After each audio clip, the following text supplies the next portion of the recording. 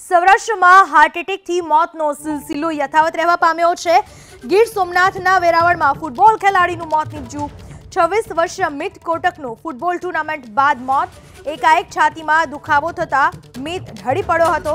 હાજર લોકોએ CPR આપી મિતને બચાવવાનો પ્રયાસ કર્યો। હોસ્પિટલ લઈ જતા તબીબે મિતને મૃત જાહેર કર્યો। મિતના મોતથી પરિવારજનોમાં શોકનો માહોલ ફેલાયો છે।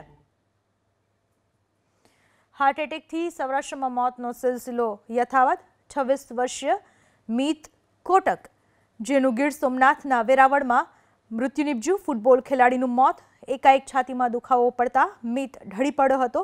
ત્યાં हाजर लोकोए CPR આપીને મીતને બચાવવાનો કોશિશ પણ કરી હતી, પરંતુ હોસ્પિટલે લઈ જતા તબીબે મીતને મૃત જાહેર કર્યો। મીતના મોતથી પરિવારજનોમાં શોકનો માહોલ। મીતની ઉંમર 26 વર્ષીય હતી।